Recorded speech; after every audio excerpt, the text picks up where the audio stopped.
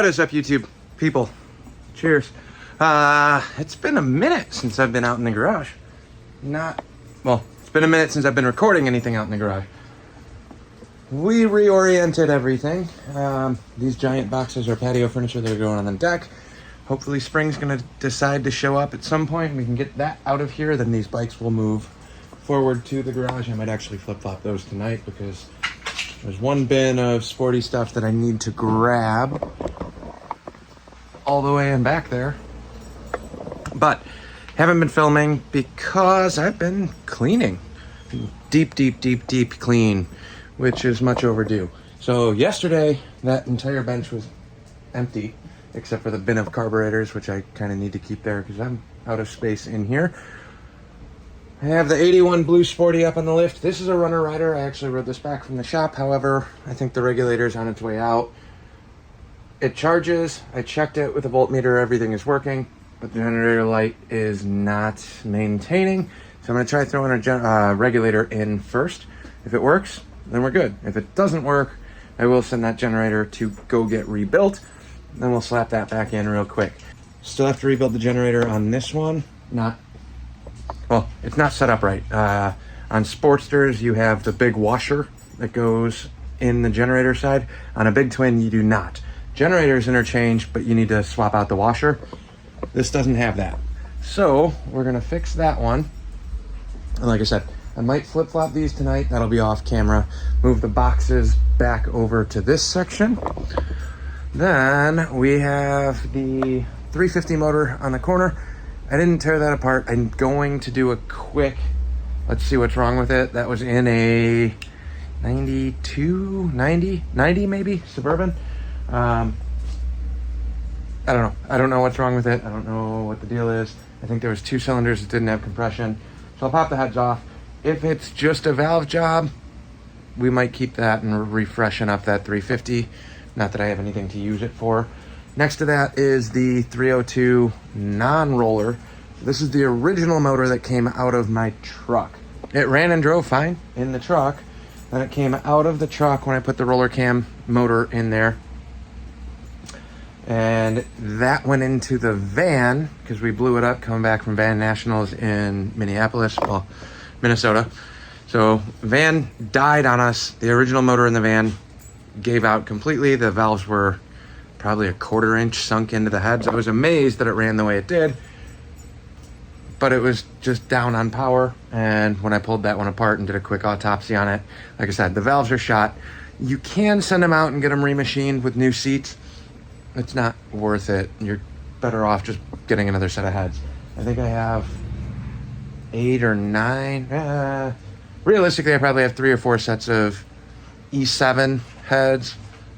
If you're into Ford stuff, you know what that is. If not, it's just late model Mustang stuff from the roller cam motors, the E7s. They work. The heads that are on the van currently are ported and set up. I really don't need any of that in the van. And I'm going through trying to tweak. I got a Edelbrock 600 on there right now. I think I'm going to put a Summit 500. I bought a brand new carb last year, and I usually don't buy new carbs, but I did buy a brand new one last year to go on the van. I put it on my truck, and the low end that I picked up on the truck was amazing. So I don't know. I'm at this weird point of I don't want to buy another 500 carb because I already have one. I do want to get a Edelbrock or a Summit 750 is what I'm leaning towards putting on the Falcon because that will be a high RPM screamer, whereas in the truck, it's never going to see more than 4,000 or 5,000 RPM on its best day. It's just a cruiser. I don't really need that, but on my truck, the other caveat to talking about all of these, we got a good 302. It just needs a cam and lifters, and hopefully they won't wipe out like it did on the last batch, but everything else is good. I pulled the oil pan on that. Everything is in awesome shape. Bearings are perfectly fine. The cam and the lifter that ate itself did no damage on the inside of the motor, other than the fact that I got to go through and clean the crap out of everything before I reassembled. But new cam, new lifters, that motor's good to go. Fresh rebuilt. Everything except for the heads. It's stock heads. The 350, it was free. I didn't pay anything for it. I figured why not just have it. I thought about putting a 350 in that panel truck that I got.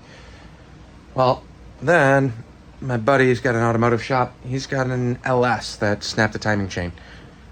Compression's still there. It was a running driving car until the valve train decided to stop working. So now I got a free LS that just needs a timing set. I'll probably yank it apart and give it a quick once over before I put that back together. But that Suburban would be awesome with an LS swap. 305 V6, GMC 305 V6. It's just a torque monster, but it's granny geared. I can start the thing in 4th gear and take off from a dead stop without hesitation. There's no RPMs, there's no power band there, so it's really just not practical for driving. So with an LS, everybody does LS swaps. I've never done it. I'm not a Chevy guy, so I really don't know. And it'd be cool with an LS. Ideally, in my head, it's a 1-ton chassis, 8 lug wheels and all that, which, you know, again, you'll change out. But ideally in my head, I am looking for a first-gen Cummins complete truck.